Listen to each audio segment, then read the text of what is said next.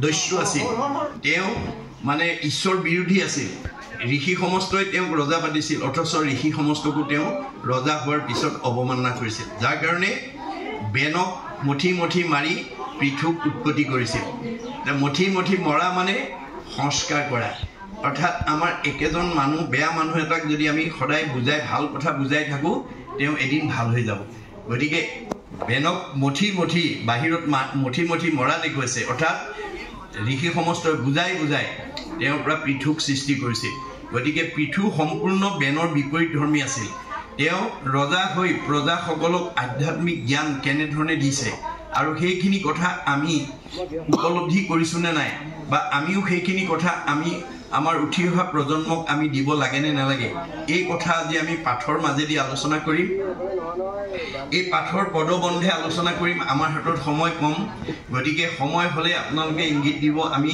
পাঠৰ আলোচনা সামৰিম আৰু পৰৱৰ্তী কাৰ্যসূচী আছে গতিকে মই আগতীয়াকৈ আপোনালোকক এই কথা আহ্বান কৰিলোঁ আৰু আমি পদবন্ধে কৰা আলোচনাত যদি আপোনালোকৰ কিবা সংশয় থাকে প্ৰশ্ন কৰি সংশয়টো দূৰ কৰি ল'ব কাৰণ আমাৰ শাস্ত্ৰত কৈছে কথা শুনি লেখে কৈছে মনৰ সংশয় কৃষ্ণৰ সেৱাটোৰ ৰতি তেৱেহে বাৰ হয় যে আমি আমাৰ মনৰ সংশয়বিলাক যেতিয়া আমাৰ দূৰ কৰিম তেতিয়া আমাৰ শাস্ত্ৰ পঢ়াৰ প্ৰতি শুনাৰ প্ৰতি আগ্ৰহটো বাঢ়ি যাব গতিকে পদবন্ধৰ আলোচনাত কিবা সংশয় থাকিলে প্ৰশ্ন কৰি সংশয়টো দূৰ কৰিব প্ৰশ্নটো এনেকৈ কৰিব যাতে আজিৰ পাঠৰ ওপৰত আপোনালোকে প্ৰশ্নটো কৰিব যাতে আপুনি কৰা প্ৰশ্নটোৰ কাৰণে আনৰো বুজাৰ সুবিধা হয় অন্য প্ৰশ্ন এতিয়া ইয়াৰ মাজলৈকে নানিব তেতিয়া ৰসভংগ হ'ব আৰু মই ব্যাখ্যা কৰি থাকোঁতে তাৰ মাজতে ঘপকে উঠি প্ৰশ্ন নকৰিব ৰসভংগ হৈ যাব মই ব্যাখ্যা সামৰাৰ পিছত অথবা লিখিতভাৱে আপোনালোকৰ কিবা সংশয় থাকিলে মোলৈ পঠাব আমি আলোচনা কৰিম আলোচনাৰ মাজেদি যাতে আমি আজি সংশয়খিনি দূৰ কৰিব পাৰোঁ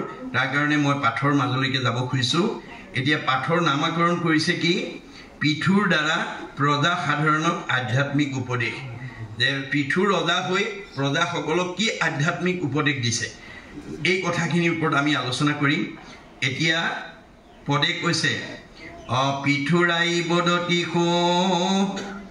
নিয়োগ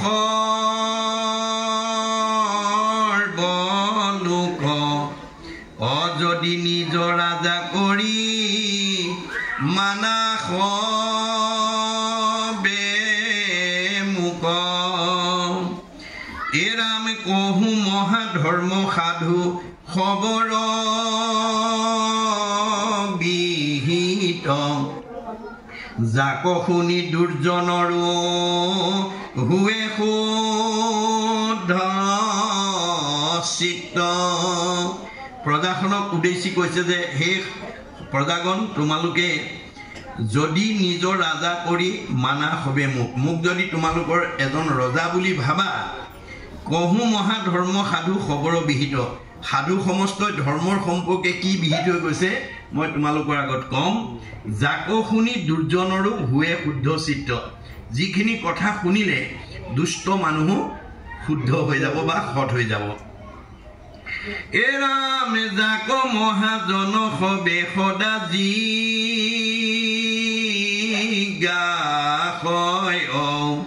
মহন্ত খবৰ যিটো পৰম আশ্ৰয় হেন জানি খাবহিতে শুনা সৰ্বজন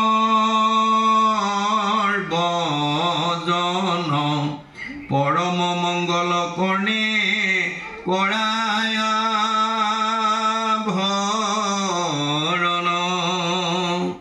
যিখিনি কথা মই তোমালোকৰ আগত কম এই কথাখিনি যিসকল মহাজন যিসকল জ্ঞানী লোকে সদায় জানিবৰ কাৰণে বুজিবৰ কাৰণে যিসকলে বিচাৰি থাকে মহন্ত খবৰ যিটো পৰম আশ্ৰয় মহন্তসকলে যিটো পৰম আশ্ৰয় কৰি লয় হেন জানি খাবহিতে শুনা সৰ্বজন সামূহিকভাৱে তোমালোকে মোৰ এই কথাখিনি শুনা পৰম মংগল কৰ্ণে কৰা আভৰণ তোমালোকে এই কৰ্ণৰ অলংকাৰ ৰূপে তোমালোকে ধাৰণ কৰিবা এৰাম যদি বোলা তজু উপদেশ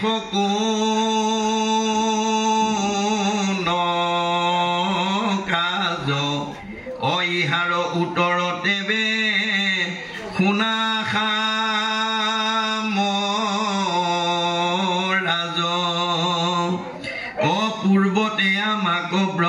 দেৱে নিউজিলা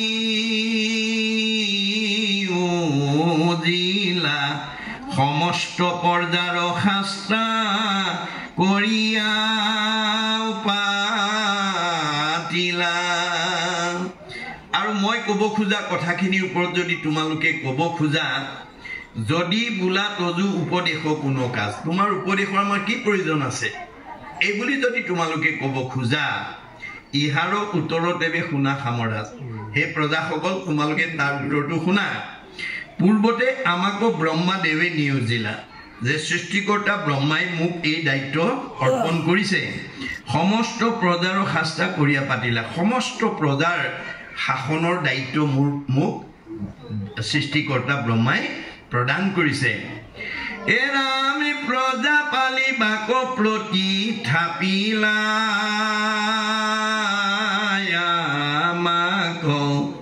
অজাক যেন অনুৰূপে জীৱিকা দিবাক। ও আৰু মহাধৰ্ম উপদেশৰ নিদানে আমাক নিযুক্ত কৰি লন্তবিদ মানে। আৰু কি কৈছে? প্ৰজা পালিবাৰ প্ৰতি থাপিলা আমাক যে ৰজা পাতিছে কি কাৰণে? প্ৰজাসকলক যাতে মই শৃংখলাবদ্ধভাৱে পালন কৰিব পাৰোঁ, ভালকে পালন কৰিবৰ কাৰণে মোক এই দায়িত্ব অৰ্পণ কৰিছে। যাক যেন অনুৰূপে জীৱিকা দিবাক, যাক যেনেকৈ জীৱিকা দিব লাগে তাৰ দায়িত্ব মোৰ ওপৰত দিছে। আৰু মহাধৰ্ম উপদেশৰ নিদানে, অকল ৰজা হ'লেই নহ'ব, মই ভাল উপদেশ প্ৰজাক দিব লাগিব। আপুনি পিতৃ মাতৃ হ'লেই নহ'ব, ল'ৰা ছোৱালীক ভাল উপদেশ দিব লাগিব। মনত ৰাখিব কথাটো। আপুনি জ্যেষ্ঠজনে কৰে যদি গৰিহিত কৰ্ম, অন্যে ভাবে তাকো সেহি মহাধৰ্ম। আপুনি যি আদৰ্শ দেখুৱাব ল'ৰা ছোৱালীয়ে তাকেই ধৰ্ম বুলি আচৰণ কৰিব। গতিকে আমাৰ ঘৰখনৰ পৰিয়ালৰ জ্যেষ্ঠসকলৰ পৰম দায়িত্ব কি? যে আমি যাতে ভাল আদৰ্শৰে আমি পৰিয়ালটো যাতে আগবঢ়াই নিব পাৰোঁ। আমাৰ গুৰুজনৰ দৰ্শন মতে আমি জীৱশ্ৰেষ্ঠ মানুহ হিচাপে ঘৰখনৰ জ্যেষ্ঠসকলে প্ৰথমতে শুই উঠিয়ে গা পা ধুই আমি বিষ্ণু যজ্ঞ কৰাৰ আদৰ্শ দেখুৱাব লাগে। তাৰপিছতহে ভূত যজ্ঞলৈ আগবাঢ়িব লাগে। বিষ্ণু যজ্ঞ মানে আমি প্ৰথমতে ঈশ্বৰ সেৱা গুৰু সেৱা কৰি আমাৰ মনটো পবিত্ৰ কৰি ল'ব লাগে।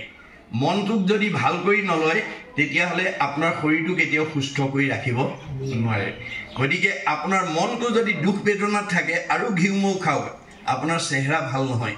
গতিকে আমি প্ৰথম মনটো শুদ্ধ কৰিবৰ কাৰণে আমি গা পা ধুই প্ৰথমতে গুৰু সেৱা কৰি লৈ পেলাই মনটো শুদ্ধ কৰি লোৱাৰ পিছতে পঞ্চভূতৰ দেহাটো ৰাখিবৰ কাৰণে খাব লাগে। আজি আমাৰ বহুত মানুহে এই কথা নাজানি মুখখন ধুইয়ে চিধাই খাবলৈকে লাগে। নাই, তেনেকুৱা স্বভাৱ আছে যদি এৰিব দেই। আপুনি গা পা ধুই গুৰু সেৱা নকৰাকৈ কোনো আহাৰ খাব নালাগে। খাব পাৰিব, শৰীৰটো সুস্থ নহ'ব।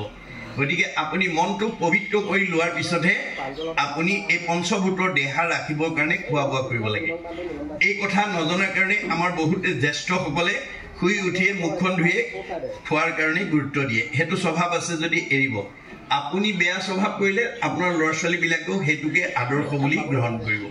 যে আপুনি যেতিয়া গুৰু সেৱা কৰি নোলোৱালৈকে একো নাখায়, তেতিয়া সৰুবিলাকে সদায় নাই আমাৰ দেউতা আইতা ককা দাদাহঁতে গুৰু সেৱা নকৰাকৈ নাখায়, তেতিয়া তেওঁলোকে আদৰ্শটো আপোনালোকৰ পৰা শিকি ল'ব। গতিকে সেইকাৰণে আমি সদায় জ্যেষ্ঠসকলে ভাল আদৰ্শবিলাক ল'ৰা ছোৱালীক দিব লাগে।